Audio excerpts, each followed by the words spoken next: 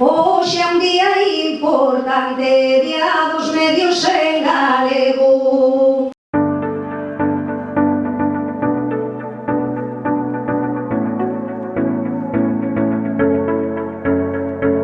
Poderíamos hoxe poñernos a falar, que hai moito que falar, de todas as dificultades que atopamos os medios en galego para seguir adiante, que son moitas, non?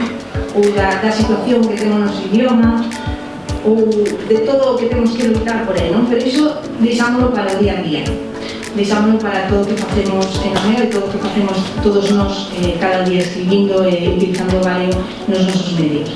Todo este traballo contribúe de xeito especial a que a poboación, todas e todos nós, podamos exercer o dereito que é o de recibir información en galego, na nosa lingua.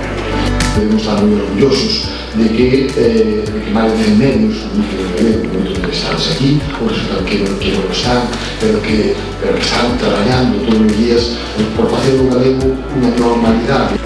Porque as linguas son un patrimonio cultural e intelectual que debemos proteger.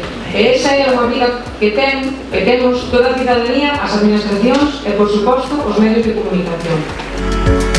Traballades cunha cousa que Cunqueiro lle daba moita importancia e eu creo que a ten, a palabra xusta. Se non usas a palabra correcta, a cousa non se manifestaba, non collía corpo.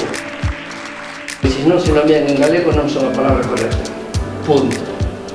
Ti dis a palabra Carballo, e ti dis a palabra Carballo calquera pola rúa de que non sexa galego falante, e ese Carballo é como que estoupa, é como unha bomba de confeti que estoupa dentro do cerebro e chega ao corazón. Carballo leva, sí, a este concello, e sí, leva a esa árbore, e sí, tamén leva a esa carballeira. Esa viaxe non a podes facer que a palabra roble. Unha nova viaxe, sin saídas de emerxencia, imos ir tan lonxe. Manteño os pés no chan e presten atención e imos ir tan lonxe, tan lonxe. Se alguén se perde, recorde, está